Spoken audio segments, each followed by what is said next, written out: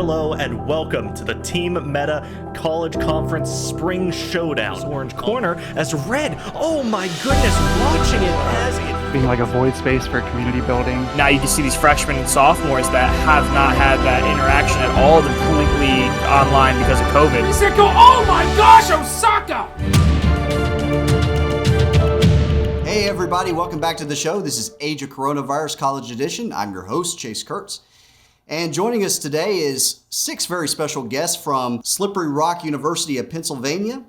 We have Dr. Seth Jenny, who is the faculty advisor for the Esports Club at SRU. We have Gayla Grabowski, who is the president of that club. Patrick Schaefer, who is the vice president, CSGO player.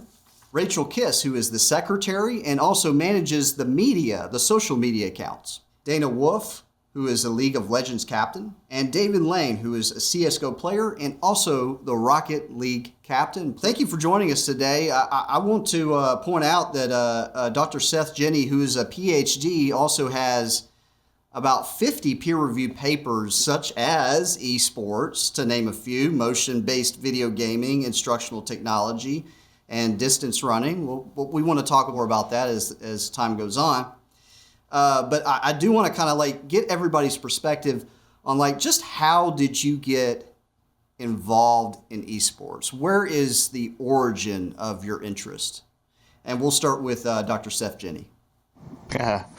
I'll try to give a shorter version of that story, but I started with playing video games myself recreationally, and I moved into researching the integration of motion-based video games, what some people call exer games, into physical education. And then when 2014 rolled around and Robert Morris started offering scholarships to esports players, I sort of shifted my focus and started doing research on esports. And I've been doing that ever since, and I play recreationally mostly with 2 of my boys, and our favorite game recently is Rocket League. So that's how I got into it, and I've been advising the club for a year or 2. So, and we should mention the accolades of the club earning the Student Organization of the Year for across all student organizations last year for the university. They did a great job. 2014, they said esports. That's what we're looking at. Were you convinced at that point before you started researching? My first major paper on esports was called Virtual parentheses LY, Virtually Athletes, to what extent esports fits within the definition of sport, and that was really looking at what are the characteristics of sport and how close are the characteristics of sport related to esports. And really, anybody who knows the high-level video gaming scene knows that skill is involved. It's not based on luck of the winner and loser. Where most people have problems with calling it a sport is the lack of gross motor skills required, so the high amounts of physicality, but certainly fine motor skills are required. And then the lack of institutionalization in esports is a problem because the game publishers hold so much of the industry. One of the papers I had, we estimated about 60% of all revenues across the industry is owned by the game publishers. It's trending in an upwards direction right now as far as collegiate esports and the amount of money being put into it. And with the COVID crisis in higher education grasping at trying to retain students and attract students, esports has been one of those vehicles to, hey, let's start an esports team, whether it be recreational or varsity level, and let's build an arena, which we're looking at right now. Nice.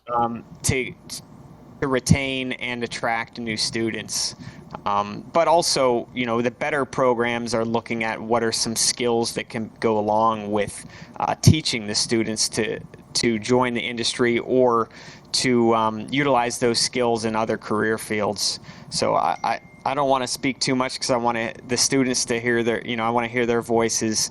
But yeah, I'm interested to hear where some of these students got interested in esports as well. Yeah, let's start with Caleb. Yeah, so I've always been gaming. For the longest time, I've always had a controller in my hand.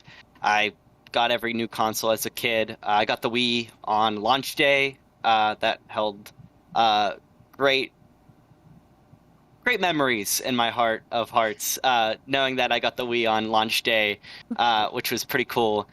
So my first game I ever played I can remember was Sonic the Hedgehog on Sega Genesis. I absolutely sucked at it. That's a super hard game, and you can't expect a 3-year-old to be good at that. But I've always loved gaming. I've always done it. There hasn't ever been a point, even though I've been complained at by my mother plenty of times to stop playing so much and quote-unquote grow up and do other things with my life. I still do it. In 8th grade, I actually started a esports team with a couple of my friends. It was called Krieg. We had a YouTube channel. We had the works. We had content creation going out almost every day from myself and some of the other people on our team. We took it very seriously for 8th graders. We competed in some tournaments. Didn't place high in any of them, but you know what? It was fun while it lasted. So that's kind of the first taste of esports I ever had, was that team. And I really enjoyed the competitive and organized side of video gaming in esports, right? It was more than just, hey, let's get on and play Call of Duty together. It was, let's try to actually be good at this thing that we are doing. And then time went on. My friends and I still kept playing games. We switched to PC. We started playing Counter-Strike. And I was really into Counter-Strike for a really long time, most of high school. And then I graduated. I still played with my friend group, but I then committed to Slippery Rock, and I was like, I wonder if Slip has a team or something like that. You know, I wonder if they have a club. Right. Or maybe I can start one. So I just Googled it. I looked up Slippery Rock Esports, and first thing was the Discord server on their Twitter, and I joined it. I asked Z Volbum at the time, who Patrick and David know. I asked him, because he was the captain of the CSGO team, you need players? And then I started playing with the team, and that was fun. That's actually how Patrick got involved as well. I kind of coerced him into esports. Now he's the vice president of our club with me. But yeah, that's kind of how I got into it at Slippery Rock. I became the captain because Zeev could no longer be the captain. He was a CA, so he was very, very busy. And then I helped a lot with the club in general. I helped host events. I'm proud to say that I was one of the people that worked on the first ever PASHI. That's the system-wide school, like this school system that Slippery Rock falls into. And it's with a bunch of other universities. And I worked closely on the first ever PASHI-wide tournament, esports tournament. So that's kind of what drove me to become president, and that's why I'm here today. So, yeah, I have, like Caleb, I always had a controller in my hands. The first ever console I had was a PlayStation 2. It was a lot of memories, played lots of games with my parents, and that's really where the love for video games came from. The fact that I could connect with others while playing them, even though it was always just family members. It was such a good time, and as I got older, I started trying different games, different consoles. Eventually got my first PC, got into Team Fortress 2 heavily. Really enjoyed playing that game. Started meeting friends in middle school and high school who had the same interests. And started playing games from there. COVID hit, so everything went virtual. Me and my friends made a Discord. We hung out all the time. And, the time came for us to go to college. We went separate ways. I was the only one in our group that went out of state to Slippery Rock. I was the only one that went out of state. And I remember it so clearly. I signed on to my first ever class, CPSC 130, and there's Caleb advertising the esports club as loud as possible. and he says the line, "If one more person joins, I'll shut up." And I was like, you know what? I'll take the hit for the team, and I did. Fast forward a week, Caleb reaches out to me. You know, he and I have been hanging out a little bit.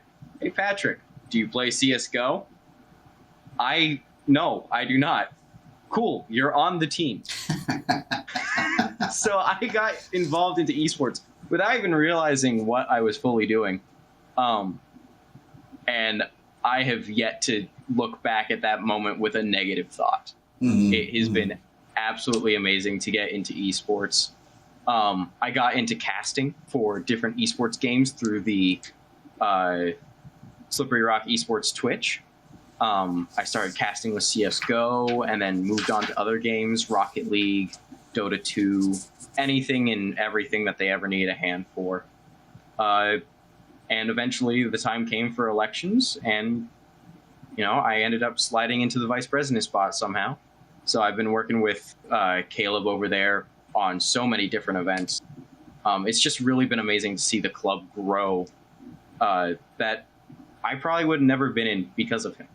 So I really do have to thank him for me being here and everything. I think my story is a little different than the other guys. I probably started out with a solid Wii. I grew up in a house of all girls, so the Wii was an obvious thing to pass the time with. But I really didn't get into esports or really any gaming until COVID hit, and I like to think of myself as kind of like the poster child of what this club really tried to get over COVID, which was all these kids at home who didn't have anything else to do other than find stuff online to get involved with. And I commuted to college over 2020, and I was looking for things to get involved with. I was starting to get bored, and I saw a message pop up from one of my sisters, and she said, "Hey, there's a Minecraft campus that you might be interested in," because I was super into Minecraft at the time and still am. And I was like, "Oh, I'm signing up right now. I have to join." So joined, got on the Minecraft server, of course, and started building the campus and everything. And along the way, I met these wonderful people that I get to call my friends, and I couldn't be happier with my decision to join this club. And now I'm the secretary, which I don't even know how I did that. So just slipped into the role, didn't you? Hi there. So I've always played video games ever since I can remember, honestly. I remember back when I was like 12 playing Minecraft with my friend Sophia from home. She's the one who got me into it. I remember, I think it was June 26, 2014, when I bought my first copy of Minecraft on my computer. At the time, I was using my dad's old laptop that wouldn't work unless you had it plugged into the wall because the hard drive was busted, but it was all I had, so that's all I used. And from then on, I kind of just broadened my horizons a little bit. I was able to download Steam and everything. I just kind of jumped right into the world of whatever games I could, find. There's Terraria, and eventually my friend MJ introduced me to League of Legends, and I'm the League of Legends captain this year for Rock University. Last year I was a part of the team, but I was not captain. And once our captain graduated last year, he was like, "Hey, we need someone to, fill in the spot. Does anyone want to step up?" And nobody did. And I was like, this might be a good opportunity for me to, get even more involved. So I went ahead and took the opportunity, and I'm having a really, really nice time with it so far. I wasn't really involved with esports at all in my high school because there wasn't really anything offered. And to be quite honest, I was looking through Court, which is our website where we could find different clubs to join for Slippery Rock. And I saw they had an esports club, and I was like, "Oh, wait, really?" I had no idea that existed until I looked it up. I didn't know even before committing to Slippery Rock. So I saw it, and I was like, I think this might be a good thing for me because, I stayed home my first semester. I'm a sophomore, and it was just all online because of COVID. And so I was like, this might be perfect because there's like not any other clubs I can get involved with because they're all just, like you have to be there physically, and, we can't. So I ended up joining that, and I only attended a couple of meetings because I was kind of just shy and scared of everybody.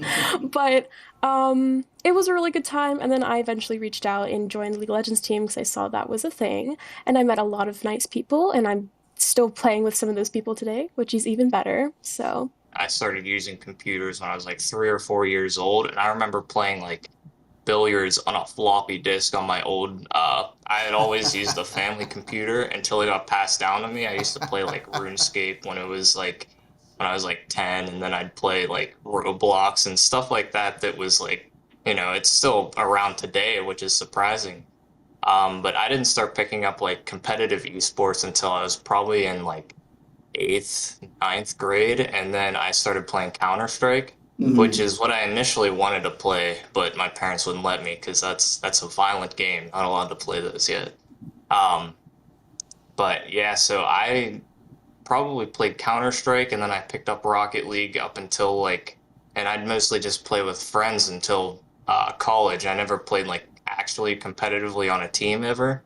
But I'd say in freshman year, I had a roommate or a friend roommate that was in the on the competitive Overwatch team for Slippery Rock, and I had heard about it, but I hadn't really considered playing competitively yet.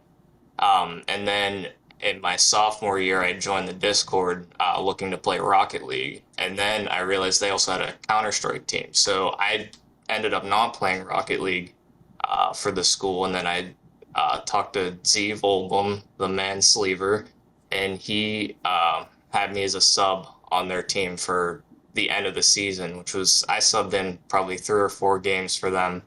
And then the next year I was on the team starting roster. And that's pretty much, I've been playing Counter-Strike since then for the school. And then this semester actually, at the beginning, someone messaged and wanted to restart the Rocket League team since we hadn't really done anything with it. Like the last couple of years, it was kind of, we'd play and compete, but there weren't many people involved. And this year we were able to put 2 teams together. So I joined the first team initially for a meta league, which is a different league than the one that I'm the captain of, and I'm a captain for our CSL team, which is like collegiate esports. Right. And but that's a team that I made with my roommate Luke and another friend that we met through our intramural leagues. His name is Brandon, but we started a Rocket League team and we compete against other schools for CSL. Dana, you were saying earlier that you were a little bit shy getting involved in the club. But getting involved in esports, has that kind of broken you into a closer relationship with people? I'd say absolutely, because as I said before, I wasn't on campus my entire freshman year of being at Slippery Rock, so I didn't really have any contact with pretty much anyone there, and that allowed me to be able to talk to people on Discord via voice channel or text channel, and I was able to verbally speak to them and make friends, and it was a wonderful opportunity for me. And this is a question that kind of goes out to everybody. Have you grown as a person through esports? Absolutely, especially with what I've been doing with Dr. Jenny. I'm his esports research assistant. So I have gained so much professional experience by working with him through the means of esports, which is obviously, there's no monetary value you could place on that experience that I have gained with working with him. I also have learned how to manage a club of 172 people, which is no small feat. And, being given a budget and saying, hey, you need to run these events, it's a big responsibility. Yeah. And it definitely has made me become a better person in a lot of different aspects. Is it partly the the fact that people come to you and they put their trust in you, that you're going to do a good job. Yeah, I would say so. I work closely with student engagement and leadership here at Slippery Rock. We have a partnership with Rock the Weekend. That's what student engagement and leadership does. Each weekend they have various events, and it's called Rock the Weekend. Good old Slippery Rock branding of rock.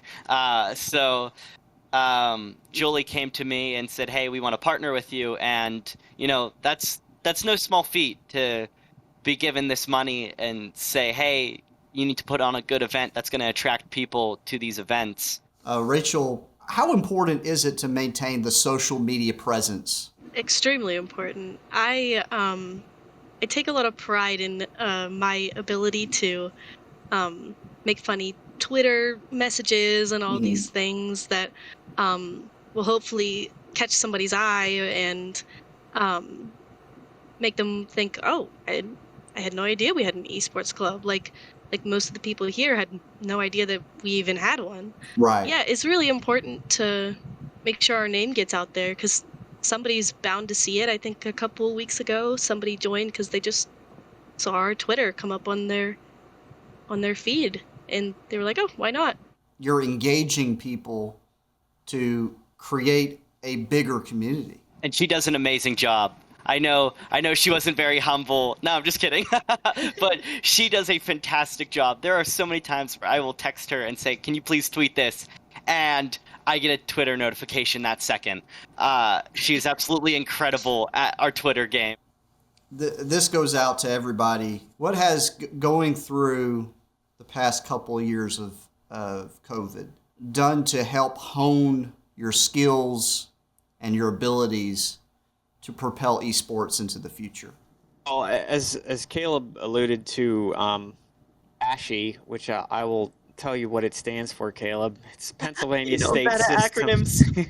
Yeah, Pennsylvania State System of Higher Education. It's a group of 14 state-owned schools in Pennsylvania, and that was one thing that really propelled the club forward at the university level and state system-wide was them hosting a tournament that was open to all students across all those 14 schools. And so that got us a lot of media attention because we were the first to host one of those tournaments when most of the students, I believe, during the pandemic year, 80% of classes were online, 20% were face-to-face. And starting this past fall, it was flipped, where about 80% are face-to-face and 20% are online. And even classes that I thought were going to be online for freshmen were reverted to face-to-face. And so that's one of those things where I think the club grew much larger because of all of the other school-sponsored activities were canceled and on hold, and so them doing things such as the SRU Minecraft campus grabbed another media article and it got more attention for the club, and now for me, I think people tend to be a lot more comfortable with the online environment because of it, and certainly that's where esports are played. So from adults to kids, they're more experienced with being able to handle the technology needed to play esports too. I mean, everything being online took a lot of adaptation, obviously. It was a lot to handle. I was pretty upset about, my freshman year of college kind of being on hold. That was hard to swallow for a really long time. And that's why I kind of was trying so hard to be so active within any club that was really active. And there were so little clubs still even operating. And esports was thriving. I mean, they were still holding weekly meetings that were pulling in at least 12 people, so that might have been why Dana was a little scared because, there's loudmouths like me in there yelling about the game we were playing or Among Us at the time. It's just chaos at the meetings, but it was nice because it was social interaction. And, with being home, it was weird. You should be out making friends with people at college, and you kind of had to be at home, with mom and dad still. So it obviously was an adaptation that you had to make. It was kind of like sink or float in a sense. I think the other thing that I didn't mention was the fact that the club has the Discord channel. It was already structured and ready to go in the online environment, where some of these other clubs, didn't have that communication platform to easily continue on with functioning as a group. And so that really enhanced the ability of the club to continue to operate during the pandemic. Gosh, last year the club really did boom. I think actually right now the Discord sits at around almost 400 community members strong. It's absolutely amazing just to see people flow in after another. With what Caleb said, we were ready for this. Not for the pandemic, but to go online, we just had it all set and ready to go, and the dice just rolled in our favor. To be perfectly honest, we had an amazing president last year. His name was Adam Schultz, also known as Paper. He's the one that started the Minecraft campus online. He's the one that kept the club really, really going. And the meetings, while they were chaos, they were the good kind of chaos that everyone needed. I was on campus last year when basically everyone else was at home. The college decided that I was far away enough that I should be on campus for some reason. And it was extremely lonely. There was no one. My friend at the time lived down the hall from me, and that was really the only person I knew. So when I joined the esports club, I didn't realize it at the time, but I would start looking forward to, I'm going to be able to talk to someone. I'm going to be able to hang out with someone. Even if I'm not going to be able to see them face to face, there's going to be that bit of social interaction and growth that I'm going to want to look for in my first year in college. I think similarly to the other guys, I found myself in kind of a sticky situation where I started, I'm a junior this year, and I started at a different college than Slippery Rock my freshman year, and I didn't enjoy myself. I ended up transferring to Slippery Rock for my sophomore year, which ended up being 2020, and I think because of the isolation that I gave myself my freshman and what ended up being isolation in my sophomore year, I was kind of grasping at straws, trying to find just anything to get myself motivated and excited to do anything, really. But this club just had all of their cards on the table, and they just had everything right for me, and I think that falls in line with a lot of people where there was just so much community that could be found here, and everyone was so welcoming and kind when you joined. It was like the most perfect situation. I had planned to go to campus my freshman year, but then I think it was a day before the deadline to withdraw from your housing agreement. I decided I don't think it's going to be worth it. I'd just be held prisoner in my own dorm room. So I withdrew, and I remember crying that night because I was like, oh, I don't know what I'm going to do. I'm going to come back next semester. I didn't come back the next semester either, but at the time I thought I was coming back in the spring semester. And I was like, I don't know what I'm going to do when I get back there. I'm not going to know anybody. I don't know who I should be rooming with. All these different questions just jumbled in my head. And I was just I don't know what to do here.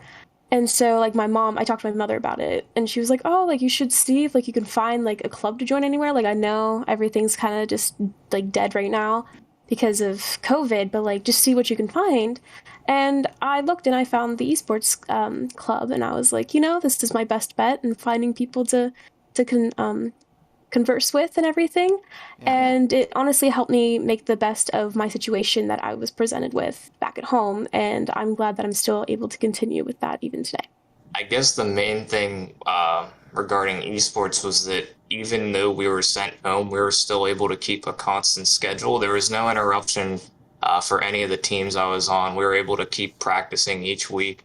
And I knew a ton of people that had like school sports or something like physical, they'd be on like a baseball or a volleyball team or even just a club team. And they had to cancel everything. They shut everything down and nobody was able to participate in any of that. And esports had no problem continuing. There were some obvious hiccups trying to transfer everything. But other than that, it went as smoothly as it possibly could have gone. And then I spent my whole junior year off campus up at Slippery Rock with roommates. So it wasn't as lonely as normal, but same thing. I was able to participate in club activities throughout the whole year without any problems. Like they mentioned before, Adam Schultz was the president of esports that year. The whole entire year, he made sure everything was running. He made sure people were involved, and he made sure that everybody was able to socialize through the Discord. And like Dr. Jenny mentioned, that Discord channel, like that was the main mode of communication through everybody in the server. So everybody in the club was able to use the Discord instead of having physical meetings. And while we do normally have physical meetings every week now, they don't seem to bring in as many people as like just the Discord in general. People are always active in the Discord, so it's always somewhere to find anybody to play a game with or just to talk to. And it made COVID definitely a lot easier to cope with as far as being isolated. So Caleb and Patrick, you both are also sophomore computer science majors. Is there a relationship there? I feel like there's like kind of him and I are really good friends. Rachel's also my great friend. Dana is actually 2 doors down from me right now. So we're all very interconnected. We have a big group chat where I'll message every day at like 4 o'clock, hey, who's going to dinner? We actually met in a class. I was the guy with the goofy Zoom backgrounds. I would change my Zoom background every class. I would do funny GIFs, a dog on the moon, funny stuff, to try to liven the mood. I got sick of classes being quiet. You know, you'd join a Zoom call and it's dead silent with nobody's camera on. So I just cracked the joke of like, hi people, like it's awfully quiet and weird in here, and normally we'd be in a classroom. And then I forget, it kind of went off from there. And Patrick and I have been friends ever since I made a crappy joke to try to get people to start talking in a class.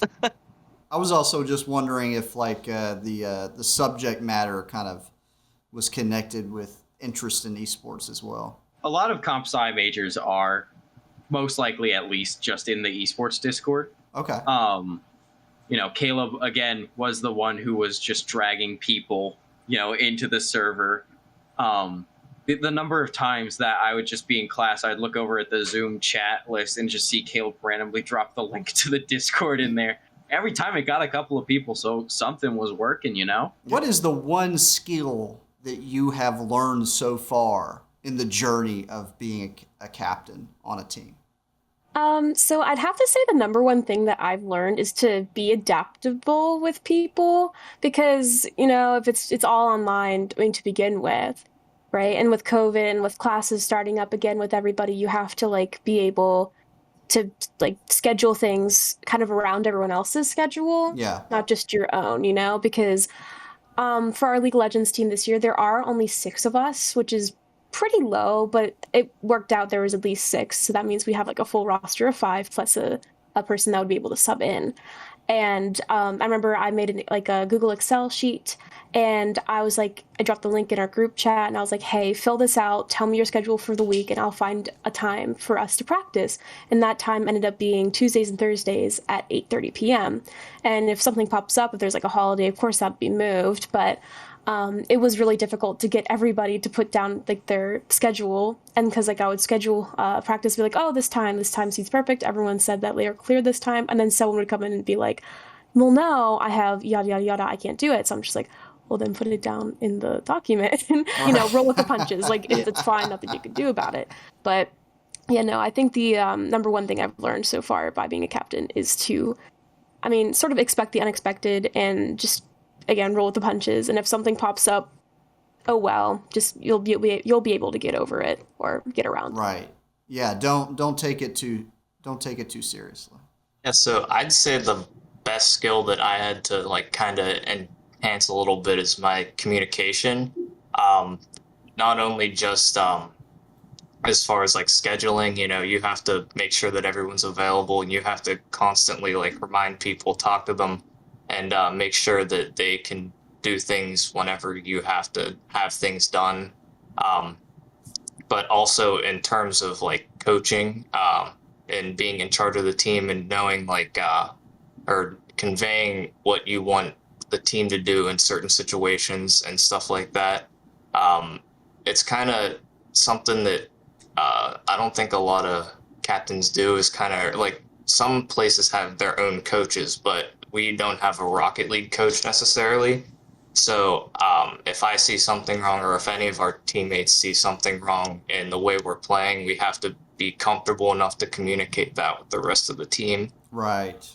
Yeah, so usually, like, if there's like a rotation issue in Rocket League that we notice, instead of just not saying anything, we have to be able to adapt to that, and somebody say something, somebody speak up so that we can change that and, be better as a team.